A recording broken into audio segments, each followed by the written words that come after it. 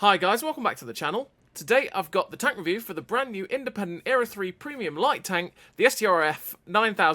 I'm just going to stick to calling it the STRF, it's easier that way. If you do like the video, as always, don't forget to like and subscribe down below as it really does help out the channel. And yes, the STRF. It's a Swedish light tank that's in Era 3. It's got a dual ATGM launcher. It's got a pretty nice little autocannon. It's fairly mobile. I mean, it goes at 70 kilometers an hour as its top speed. Obviously, you can make that better if you want to. But it's a big box, which means, obviously, if something focuses you down and wants to kill you, it will probably do it in Era 3, like any of the MBTs. But it's very, very similar in a way to the Marder 1A3 from the tech tree. It is a good tank, it is pretty fun to play, and you can play that assassinated GM light tank pretty easily with it, and you can have a lot of fun with it. Is it worth 15,000 gold that it is in the store? Well, no, nothing's ever worth more than 12k at least in this game. It's always far, far too expensive. You should wait for a discount to be able to pick this vehicle up. But, like I say, if you want to experience what this vehicle's like without having to buy it, you could just go get the Marder 1A3 from the tech tree, and you'll pretty much know mostly what this vehicle is like. It's kind of an Era 3 bagel panzer in a way. That's the way it plays, that's the way it feels. It's pretty much an Era 3 bagel panzer. It can be pretty fun, though, in general. But if someone wants to focus you down and murder you, and say they've got auto cannons like the MX-40 and stuff like that, your death comes very, very swiftly because you are this big box that is very, very easy to hit. So without further ado, let's go and have a look at the statistics of the STRF 9040-56. So, as you can see, we've got a 70 km/h top speed with a 43 km/h reverse speed with the 24.12 horsepower per ton ratio, which means you do hit that 70 km/h top speed pretty easily. If you were to put a traction system on it, go at 77 km/h, you will also hit 77 km/h pretty quickly. You'll go up to about, what, 47 km/h reverse speed with the traction system as well, which is really, really, really good. It's not like something like the Alpha Stormer, which can go back as backwards as fast as it can go forwards, which is kind of a meme, but it's still pretty decent at going backwards. 10% fire chance is on the low end of the fire chances because it tends to go between 10 and 20%, so 10% is all right. You got 3.3k hit points, which is quite nice. It means you can take a hit and then dish out that big ATGM smash with the dual barrel ATGM launcher. I say dual barrel, it's just a dual ATGM autoloader, right? You got 50 degrees a second hull rotation speed, which means this tank does traverse pretty quickly left to right. You've got 1.1 on soft, 0.45 on medium, and 0.4 on firm, which means your terrain resistances are fantastic. You got 286 meters of still concealment, which is pretty good. You can get that down even lower with the camo net and with the camo skill, which is quite nice to do because that means that you'll be able to launch the ATGMs at good range and not get spotted, which means you have, longer lasting staying power, right, for assassinating and concealing your hit points. You've got 600 meters of view range, which means that you'll be able to spot most tanks in the area pretty easily at good distance. You've got 60 degrees a second turret rotation speed, which is really quick, and it's faster than your track traverse, so that means you don't have the problem of your turret not keeping up with your tracks. You'll quite easily be able to turn to the left while keeping your gun engaged on the right, and your turret will not struggle to keep up with it. You have a 0.96 accuracy during rotation, mixed with an accuracy of 3.36 accuracy during movement.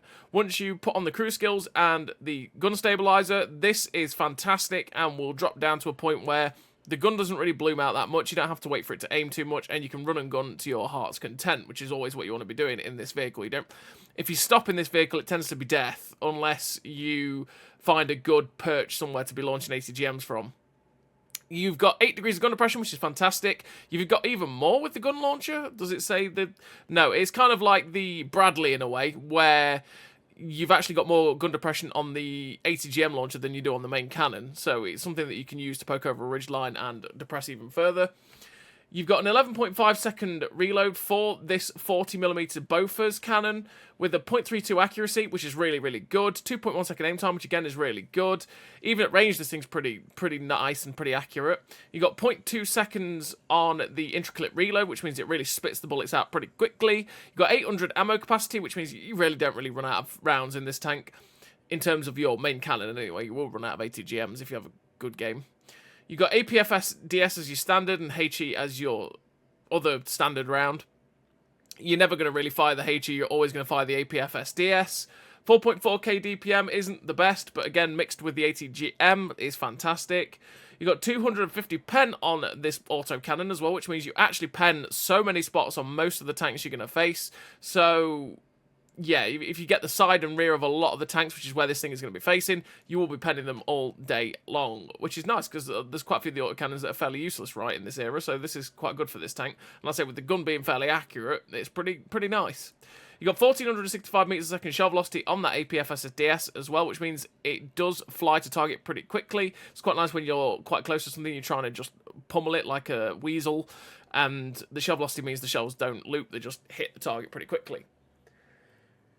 You have 160% silver bonus, by the way, which is really nice. It makes a good amount of silver, this tank. You've got 100% tank XP bonus and 115% commander XP bonus, which is pretty standard for Era 3 premiums. But the 160% silver bonus is really nice, and it does make bucket loads of silver, which is glorious, especially since you don't fire any premium, which is also great.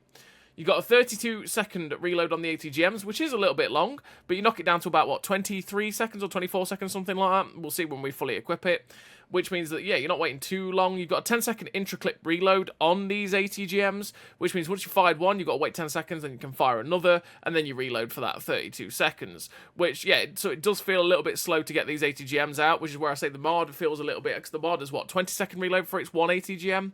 So that will technically, in the long run, probably fire quicker than this thing, but it's still pretty nice. And you've got 250 meters a second shell velocity on the ATGM, on the standard, and 329 on the premium ATGM.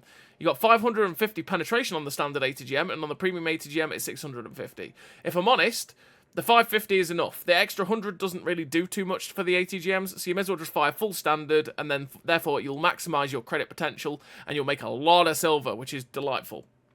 And to be honest, although I haven't tried the premium ATGM, the 250 meters a second on the standard one actually feels pretty quick. They feel like, not exactly the same, but kind of like the M60A2 type of ATGM, where once they're out the barrel, they seem to fly to target pretty damn quickly. And it's a nice asset for this tank. It doesn't feel like you're sitting there waiting for an age like an AMX-13 SS11 type of ATGM, where it feels like you're waiting for about 10 years for it to hit target. This thing seems to fly pretty quickly and hit the vehicle and just probably very easily. And then you've got all the accuracy stats, which don't matter. Same as an 8. I don't know why they listed 2-second aim time and accuracy during movement and rotation, because it doesn't matter for ATGM, because it's down to you and your aim in particular to get it to hit on to target. So let's have a quick look at the armor, so you can see it. It's got no armor whatsoever, because that's what it is. It's got 10mm of armor on the side, which means, like I say, any type of autocannon shreds this tank. Absolutely shreds it. If you fire HE, you're going to have a good time against it as well. It's not really got much spaced armor on it, which means it will not absorb too much. The only places where you're going to absorb shots, like ATGMs, is potentially hitting the turret, like hitting the little viewport on top, hitting that little rangefinder, because you can't pen that rangefinder that you can see on the top here. If I use the mouse, this little section here, you can't actually pen that or this. So a lot of the time you might have an ATGM that flies and hits these spots, and as you're pulling back over a ridgeline, they won't pen it. So that's something for your tank. In terms of the ammo racks, that's where the ammo racks are on the tank. So if you want to try and see if you can ammo rack it, that's where they are. Fairly small targets, to be fair, for the ammo rack, so it's not something that's going to be easily hit. And there's the engine blocks through the front, so if you want to blow the engine on this thing, throw an ATGM straight through the front of the tank and you will disable the vehicle pretty quickly. And that's where the crew sit for the vehicle as well. So what do I run in terms of equipment and a commander? Well, I put the commander in the K1. This is not the crew for the K1 whatsoever, but I have put that crew in here. So we've got Born Leader, Rapid Reload, Sixth Sense, Situational Awareness, Steady Aim, Run and Gun, Clutch Braking, Deadeye, and Camouflage Expertise. Camouflage Expertise because, like I say, I want to make the camo lower so that when I am firing my ATGMs at range, I don't get spotted, and that leaves longer potential for the ATGMs to actually get a chance to fly into target, because naturally if I get spotted when I fire the ATGM, the tank's going to go, oh, a tank, look at me, see the ATGM coming, and pull away and get away from it. So the longer I can not get spotted and fire the ATGMs, the more chance they are going to have of hitting the target and blowing it up. Deadeye, because we have an autocannon and 6% increased chance to damaging the enemy vehicle modules for every shell that hits the target. is always going to be great for the APFSDS. It doesn't count for the ATGMs, but for the standard autocannon, it means that we're putting a lot of rounds into people very, very quickly. So the chances of setting people on fire, ammo racking, etc., just it gets increased by 6%, which is glorious for every shell that hits. We've got clutch braking, which means we turn quicker because it's something that I want to do. I want to make it feel a little bit more nimble, so that's why I run clutch braking. Run and gun and steady aim to make the gun 10% more accurate, make it more accurate on the move because we are going to be running and gunning with this autocannon, so I want to make sure that the gun is going to be as accurate as possible. Situational awareness, because I am a light tank, so I do want to try and boost my view range up a little bit so I can spot targets, get some assistance. You could quite easily switch out situational awareness for marked target. Why do I say marked target? So that you can keep a tank lit up for a little bit longer, because obviously they do get unspotted in Cold War very, very quickly. So you could do that. You could also run rapid aim to make your your turret traverse better, so that it's still way faster than the hull traverse. It's down to you and how you want to set up your vehicle. It's always down to how you feel comfortable playing it. And then Sixth Sense, Rapid Aim, and Born Leader, because you're going to take these 4 perks on every single tank in Cold War that you ever play. And then, in terms of equipment for the STRF, we run the Advanced Loader to make the DPM 10% better, make the reloads of the ATGMs better, the autocannon better. The Gun Stabilizer, again, to make the accuracy during movement and on rotation better. Just make this gun really good at shooting on the move and all that good stuff. And then the Camo Net, again, to knock the camo down so I don't get spotted at range when I fire the ATGMs. And you're going to see how nice it is to have that in some of the replays. And then I run smoke as well to help that camo, and smoke is very invaluable for tanks like this, where you ATGM someone, pop smoke, run away, and it saves your hit points in that regard for that. So let's have a look at the statistics of the STRF with it fully equipped out. So as you can see, our ground resistances have got slightly better. Our hull rotation speed is now at 54 degrees a second. We've got 177 meters of still concealment, which is fantastic. We've got 667 meters of view range, which is pretty good. We've got 62.58 degrees a second turret rotation speed, which is still way quicker than the hull. We've got 0.61 accuracy during rotation, which is really good. Mixed with the 2.04 accuracy during movement, it's pretty decent on the move, and its gun doesn't bloom out too much. We've got an 8.83 second reload now for that clip on the autocannon, because it does have 24 shots in its clip, so it does reload very, very quickly for that. And yeah, we've got that 5.3k DPM, which is great. And for the ATGM, we've got 24.58 second reload for the ATGM launcher now, which gives us that 4.6k DPM as well. And the aim time as well for this tank has gone down to 2.01 seconds, which is nice because it doesn't feel like you're aiming in for all that long. But on the whole, that is the STRF 9040-56. It's a pretty damn nice light tank. Like I say, if you've played the Marder 1A1, it is very, very similar to the Marder 1A1. It's also very similar to, just like I say, an Era 3 version of the Bagel Panzer, but in Swedish form. Plays very, very similarly. That sort of assassin light tank where you want to try and catch someone out, get them without them realising you're there, and then run away. And try not to be the focus of people's attention, because once you're the focus of people's attention, you're going to get blown up very quickly, because you don't really outrun them. Even if you run all the speed equipment, you don't really outrun anything in Era 3, which is why I don't focus on it myself. You could naturally make this tank go quicker with the traction system instead of camo if you don't care about that. But like I say, generally you don't outrun anything in Era 3, even with that, because you only got 77, and a lot of the tanks are going 80 kph plus. So I'd rather make everything else and make my other capacities in the tank better. But yeah, it's down to you and how you want to play the tank, because for some people, obviously, speed is everything, and for me, I'm not that bothered about it. I'd rather be a bit more stealthy, and that way I can play that assassin role that this thing does like to do.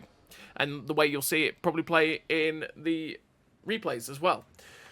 So without further ado, that is the STRV, or not the STRV, sorry, the STRF. We're probably going to say that a lot, but the STRF, it's a pretty decent light tank, but for 15k gold, it is a lot of money. I would always say wait for discounts if you want to pick it up, or wait for it to come out free at some point, you never know.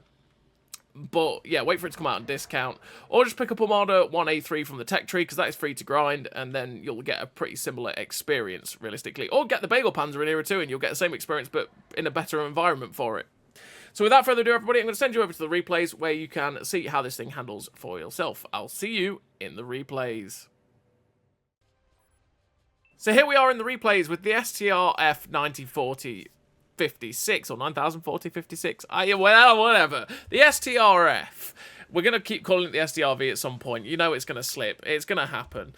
But we are on Swamp, and as it's Era 3, we're going to follow the pack. If we don't follow the pack, it tends to lead to death, and it's something that I tend to do quite often where I go, aha, let's charge, people! Charge into the team and then find, oh, everyone's stopped. Oh dear, death.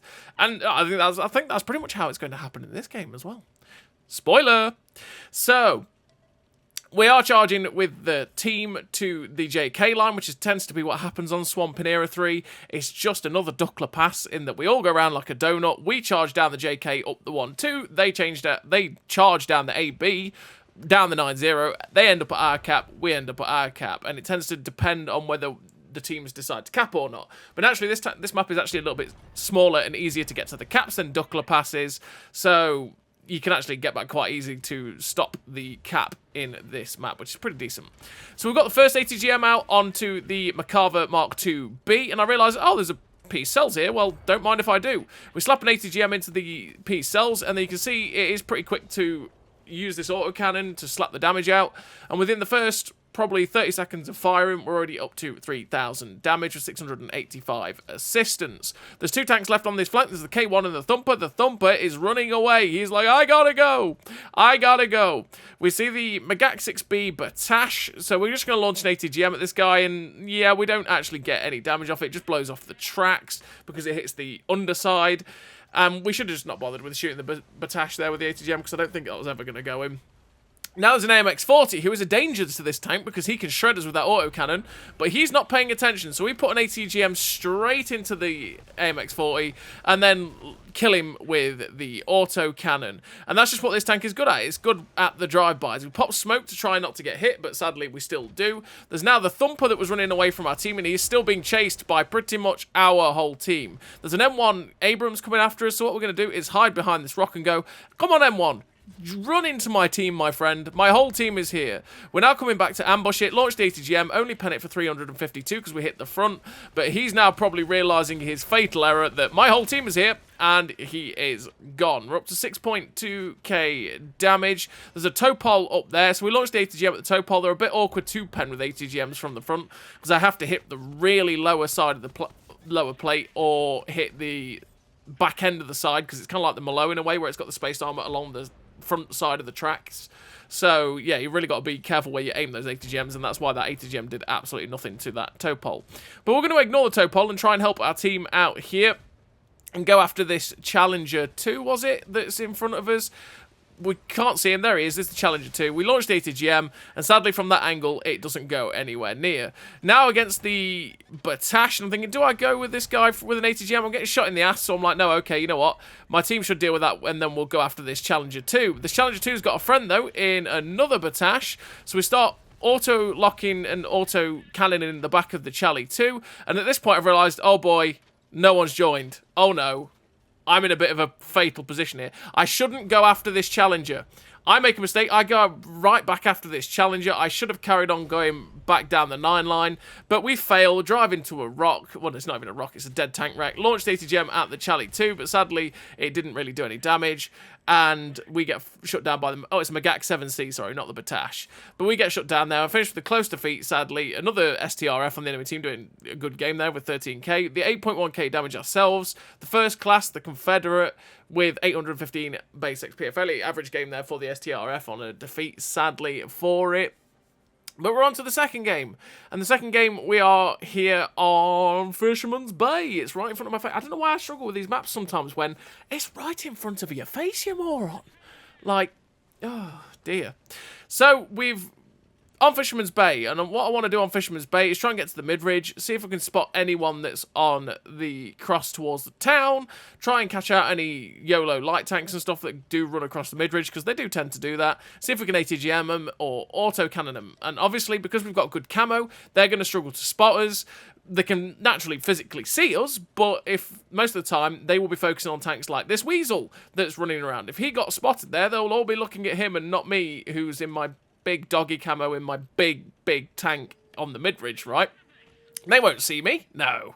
But yeah, they'll be focusing on the tanks that are spotted, rather than me, who is unspotted, launching that stealthy ATGM straight into their face. So we see the MBT-70 and the MX-32. I'm thinking those two, they're both juicy targets for my ATGMs. 550 pen, no problem. So hello, Mr. MBT-70. We slap that straight through his upper plate for 1364.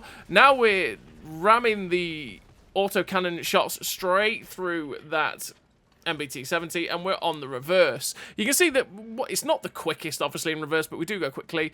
And that's where the ATGM feels quick. It's only got 250 meters a second shell velocity. But that into that Leopard, that flew to target really, really quickly. And that's one of the things that is quite nice about the ATGMs on this vehicle. They do not feel slow. It feels like once you fired it, it hits the target really fast, and you're not just having to sit around twiddle your thumbs hoping that they don't move while the ATGM flies in. So we're now going for the MBT-70 again. Oh, sadly, that one just goes low and doesn't pen. We popped smoke in probably the wrong place, to be honest. We should have popped it across where the MX-32 is. We RBRT onto the 32 and finish him off with the autocannon, because it's just that easy with this autocannon. There's now an MX-40 coming. We launched the ATGM. Oh, it landed right underneath him. Now using the autocannon to try and get more shots into him as he's running away. But we're now being chased by a tow pole. And with 70 kilometers an hour top speed, we can just about outrun him, but we're not always going to. And we'd struggle even with 77 kilometers an hour with the traction system. So what I'm going to do is drag this guy towards my friends, because if I drag him towards my friends, it's going to make it difficult. Now I'm going around in a circle a bit more to make it more difficult for him to hit us. We launch the ATGM free aim straight into that guy's side. He gets tracked. Well, I think we actually broke his engine, and he got shut down by my friends that have come to join us. There's now a Marder 183 on the mid-ridge. I try and get an ATGM into that guy, but sadly that doesn't go anywhere near. I think we actually hit a fence post, because that looked like that should have gone in. We hit a fence post or that building in front, I'm not sure, but we sadly didn't get the shot into that Marder 183. But we're going to see if we can get any shots into the guys over there camping at J7, J8, because they've been sat there for pretty much the whole game. We're just seeing if we could pen the Macarva, but with 250 pen, we're not going to go through the front of the Macarva there. It's just not going to happen. We see the Marder A3, and I'm thinking, oh, yeah, he could possibly come over and get us, so I want to just start moving. But you know what? We're going to assassinate that light tank. We want to get rid of him. He's a big box, just the same as I am, so he's pretty easy to hit if we get the drop on him. So we launch the ATGM, and sadly that one just hits the dirt. But he's a big box, so the autocannon's pretty easy to hit him. My driving absolutely fails. Thankfully, the Chieftain Mark 11 shuts him down, and I used the wreck to good effect there. That dead wreck came in really handy there to not get hit by the ATGMs. That was always my plan. Well, apart from the fact that I crashed into it. Once I crashed into it, my plan was always to get behind it so that the ATGMs weren't always possible to hit me. It was possible that it could just hit the dead wreck and I'll be fine. So there's a Weasel 1A1 tow in the middle, and I'm like, Mr. Weasel, I'm after you now. We're tracking with the autocannon. I'm like, yes, I can ram it. But sadly, he repairs it. We go for the ram, and we just miss it. I want to get this Weasel if I can, because it's very good at it. The other ATGM from the STRF on the other team misses us. He rams us to death. I'm thinking, maybe I can get it round, but uh-oh. And we get shut down by the Weasel. He looped the ATGM around the dead wreck of the STRF. I thought I was going to get safe, but sadly, it didn't happen. And we finished the game with 8.8k damage. The second class, the 1267 base XP. Again, another fairly average game there for the STRF on Fisherman's Bay. And we're on to the third replay of this video. And we've got another 2 replays after this. And we are on this map, which is Thiepval Ridge. And on Thiepval Ridge, what I want to do is charge down the CD line, get to the hill at E8, E9. That way I can see the campers that might sit in their base. I can try and spot the people that might sit at G5. And I can just launch these ATGMs over the ridgeline. Like I say, it's pretty easy to do that as well, seeing as this ATGM launcher is kind of like the Bradley in a way, where, you know, it gets better depression than its main cannon. So you can poke the ATGM launcher over ridgelines and hit targets that your main cannon can't, which is kind of useful. And this is what we want to do, because if we spot people like this Magak 7C and they just decide to sit there, my team can also farm them and gives us some assistance. So we've got a little bit of assistance. We see the 490 Topol in the distance. That's where having the camo is quite nice, because we never got spotted when we fired that ATGM, and we got 1304 damage in the first minute there, which is quite good for us. We see the Topol round this corner, and I think maybe I can go for this guy, but no, there's a VFM5 on the top of the ridge, and it's like, Mr. VFM, hello, sir, have you met my ATGM? Yes, he has. He said hello. He was friends with my ATGM, and the ATGM just went, no, I don't want to be friends, and just took away a lot of his hit points. We also got quite a bit of assistance on him and the other tank that was here with us as well. We get a few autocannon shots into him, but I don't want to stick about on that ridgeline for too long, because if there's anything camping behind him, well, the death comes swiftly, so we don't want to do that. The Topol I really kind of want to get rid of that's here in front of us, so it's like, hello Mr. Topol, you're distracted. And there's the spaced armor on the front of the tracks. You saw it right there. That ATGM did nothing because it hit that spaced armor. We could have just aimed that a little bit better if I'm totally honest, but it is what it is. Go for the back end though. You can see me adjust my aim, and we're slapping for 1240 there. That's avoiding the space. That's the difference, right? That little bit of spaced armor on the front covering his drive wheel really does stop you being able to actually do anything at all. But if you go for the side of his tank where there's no spaced armor, it will just fly truly straight in, and you'll get yourself that 1200 odd damage that this ATGM can pack. Because obviously it does have 1330 average damage. So there is a VFM5 at the back, and once again, this is where having the camo is quite nice, because we can shoot that VFM with the ATGM. He had no idea that was coming because we didn't get spotted. Now we've got one left for the assassination plate on the Magak or the Marder, but sadly, I got just distracted, really. That was one of those where I go, oh, I could shoot the Marder, oh, I could shoot the Magak, and we decided to change the target to the Marder, and the Magak actually got in the way. We're now trying to autocannon this Markava, because I'm seeing this and going, oh no, our team's in a really bad place. Pretty much their whole team is here, and we've still got 4 tanks on the opposite side of the map near our cap, which means that they outnumber us, and they are starting to slaughter our guys, which means that realistically we've lost this game. We've put the ATGM straight through the Markava Mark II-B there for 1300. We're up to 7,000 damage, leave with 2.1k assistance. Waiting for our next ATGM to launch. As we are poking over it, there's an M1A2, and I'm like, oh no, I'm in danger, and we're just going to have to run away, because it's like, oh no, this is the worst thing I could have done, and there's no hope. When you get an MBT that decides to do this to you, you just have no hope in this type of tank. We've lost all of our hit points. I'm just trying to machine gun him, trying to get as much out of it as possible that I can, but sadly the M1A2 shuts us down, and we are out of the game. We're finished with the defeat, with... yeah, the sad loss there for us on Thiepval Ridge. The 8,520 damage, the 3rd class. That we ended up with 4k assistance in the end. So, you know, we did our light tanky job, but sadly, we just couldn't get that victory in hand. But now we're on to the 4th replay of this video, and we are on this map, which is Heilbronn. And on Heilbronn, what I want to do is something that is a bit risky in Era 3, and that is I want to go to the ridge at F7, F8. A little bit risky to do, because half the time people just YOLO straight over that ridge, and then you just die in the first 30 seconds, which is very, very awkward. Depends on what your team do and where they camp as well, because obviously on this map a lot of people like to camp at C90, and that just doesn't help the team whatsoever. But here's our first victim. We see the Marder A3. Hello, sir. We get the ATGM him, just about missed him. Get the autocannon. He's now being done by a Marder. We're starting to get machine gunned by, I think, another STRF, so we get ourselves into the smoke. The Marder A3 is dead, but now we've got another ATGM ready to go. We're going to go try and get whatever was machine gunning us in the side, which I say, I think was an actual other STRF with the amount of shells that was flying at us. We launched the ATGM towards the AMX-40, and sadly, that one hits his turret and does no damage. I was expecting to possibly do something, because, you know, an AMX-40 has absolutely no armor, but sadly, nothing at all. But we want to come in and try and help our friends here, so we're just going to embrace the Era 3 mentality, and that is YOLO! And by doing that, we managed to get a load of shots into that AMX-40, and he gets shut down by our Weasel. Now there's a T-72BU. We launched the ATGM. It goes straight through his lower plate for 1321, and we use the good reverse speed of the STRF to get back into cover so that we don't get shot by that guy. I was thinking about going assassinating the MX-32, but he gets shut down. We've got one ATGM left. I'm like, who's the next target for this ATGM? Who wants it? Weasel there. Ah, Mr. Thumper. Go on then. We launch it for his back end, but sadly, we just aimed pretty poorly there. We aimed a little bit too low, and sadly, it only blew off his tracks because the ATGM dropped at the last second because we dropped our aim, and that meant we did no damage to that guy and wasted the ATGM, which is, yeah, sad times. Sad times. So we're just trying to autocannon this Leclerc, trying to help the light tank that's with him. Now our ATGM's in, it's like, Mr. Leclerc, have you said hello to my ATGM? Yes, you have. You said, no, I don't want your ATGM, and he spat it back out, and the tracks got blown off, and that's all that happened. But Mr. Thumper, maybe I could... Oh, there's smoke there. Yeah. Yeah, that's my moments where I went, oh, why did I fire? What a waste of an ATGM clip.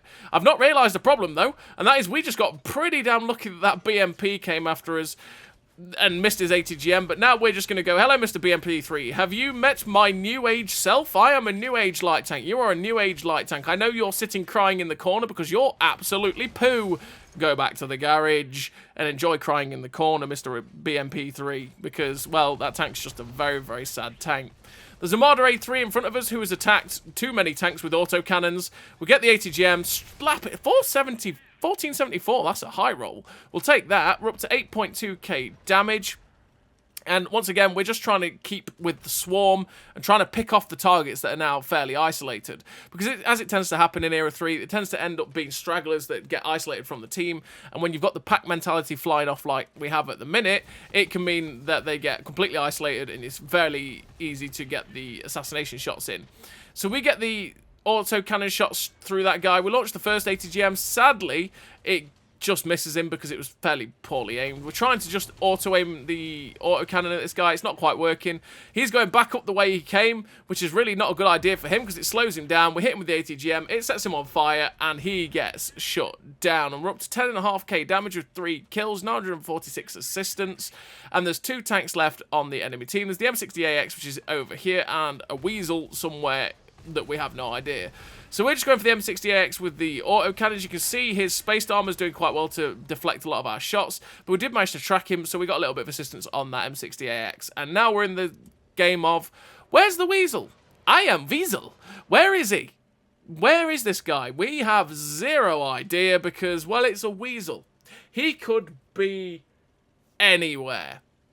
He could be at, like, near our base, going after the 2 guys that have camped at C90 the whole game. He could be looping round to go decap. He could be hiding in the town. This is the problem with, obviously, the Weasel having only proxy spottable camo because, well, we'll never see that guy. The only chance we have of seeing this guy is if we get spotted ourselves or if he attacks someone.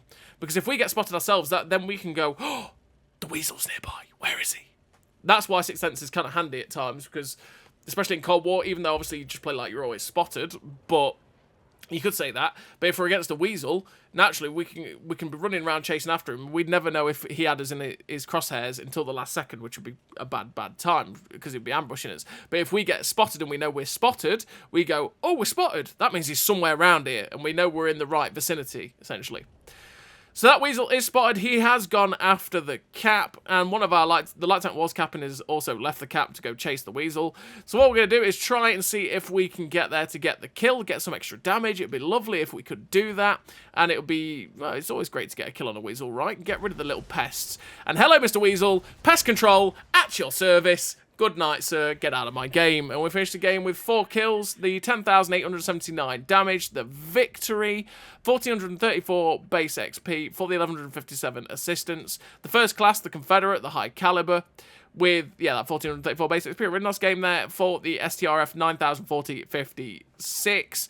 Just showing off what it could do. Again, you just get in there, run and gun, machine gun, ATGM, Gav, dodge. That's the way it plays. That's the way you want to do it. If you stick around for too long, you will find out how badly it's going to go for you, because if you stick around for too long and you become the focus of the enemy's attention, there's not much you can do to avoid their attention, because you are a big box, you are pretty quick, but even with all the speed equipment, you're not quick enough to get away from the MBTs, and they are accurate enough to just keep slapping you on the move non-stop, and especially if you end up going against something like a Marder, or a AMX-32, or AMX-40 with the machine guns, or a Malo, or something like that, they will just absolutely shred your poor tank with their autocannons.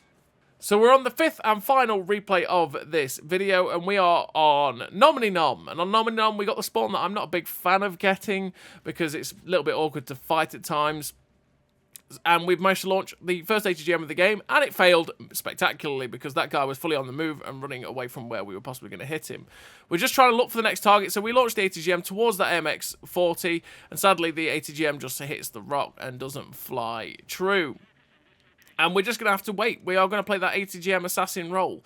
So we're just going to wait for the ATGMs to reload and then see who we can try and get after. Because this is one of those maps where the camp does tend to happen. And that means that we don't really want to get caught out by ourselves in the middle of somewhere.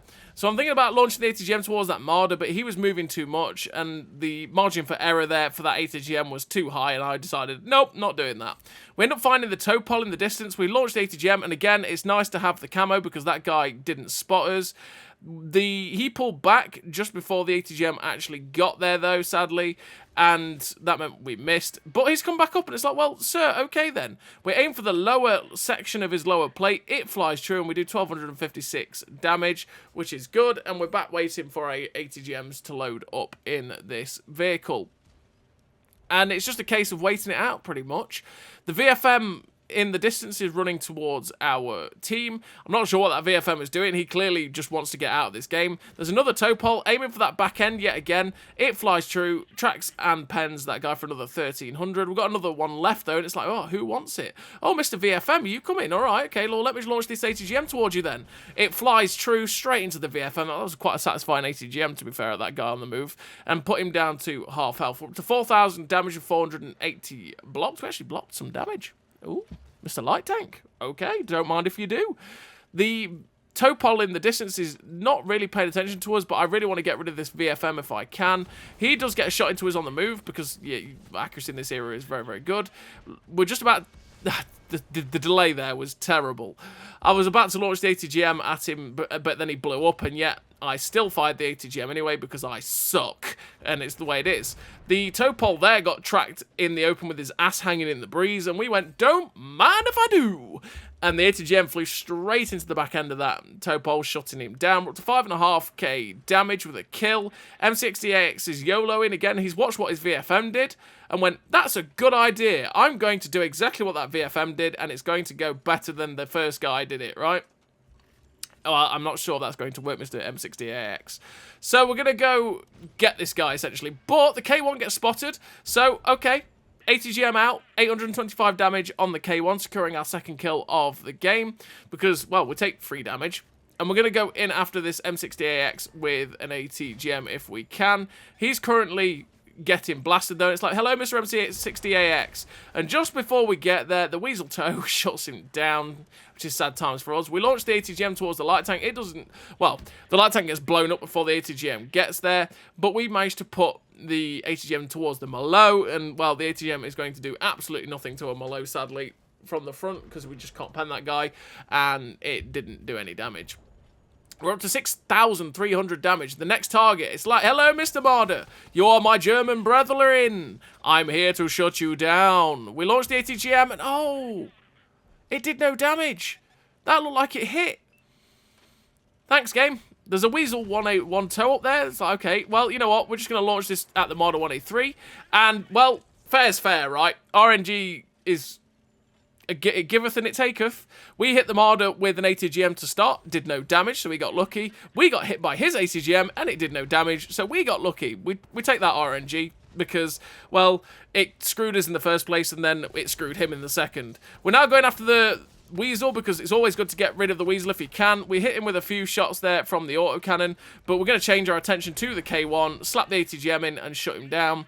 And there's another Weasel up above. It's like, well, Mr. Weasel, you are also a man of my attentions. Get out of my game. Pest control at your service. And another Weasel. Well, don't mind if I do. So we're going to go after this guy, try and get rid of the Weasel if we can. Just putting a few shots at him as we're on the move, hoping to get there to get after him. And as we crest over, it's like, oh no, that's a Topol. He's led me into his friend. I've got 1 ATGM left though, so I want to be careful what I'm going to do. The Weasel comes after us. Pest control is at your service once again. We get rid of the Weasel, using the ATGM, slap the ATGM towards the Topol, and sadly, our final ATGM of this game ends up doing no damage to him. But he is very locked on to us. So this guy, we pop smoke so that to try and not get hit by him. But sadly, he did actually get the shot in. And I'm just watching the Topol to see what he does. And yep, he really wants us. So it's like, no, you know what, Mr. Topol? Ring around the rosies, pocket full of posies. We are not getting shot by you, my friend. I'm sorry. It's just not happening. I'd rather my team kill you rather than I get any more damage on you. So we're just going to keep running around this rock, running rings, and he gets shut down by the Thumper because he ignored all the other tanks just to try and kill us. And therefore, he's dead. That was our 6th kill on that weasel as well in that melee, which is great. So we secured our top gun, and there's one tank left. It is a light tank, which is knocking around somewhere. I'm expecting to possibly be somewhere towards its cap, maybe on these ridge lines. So that's why I was just looking through the scope to see if I could find him. And we're just going to keep ourselves moving, hope for the best, and see if we can find it. It is another, I think it's another VFM, which is fairly easy to find. It's not like a weasel running around like the last game. And there we go. He gets lit up at F0 right there, the VFM5. So we're going to go after this guy. And it's like, yes, he's still got hit points. That means I can machine gun him. He won't kill me in one shot. This is great. Mr. VFM, come after me. You can see where all of my team is. Come this way. Run away from them. Because I want more damage. I'm being greedy. He runs away from my thumper, but sadly runs into the rest of my team and is basically getting murdered, and it's dead. And we finished the game with a really nice total there for the STRF, 9,040.56. We finished with the victory. 6 kills, 9,107 damage, 132 assistance. The top gun, the first class, the ATGM expert with the, like I said, the 6 kills and the 1457 base XP. Pretty nice game there for the STRF on Heilbronn? No, Nomini Nom. Doi, Nomini Nom. And that's the STRF. It's a pretty good light tank, if we're honest. It does that assassination gameplay pretty good, but you can get the Model 1A3 in the tech tree that does about the same job for free. And if you want to pick up this tank, definitely always wait for the discounts. So as always, everybody, thank you very much for watching. I'll see you next time.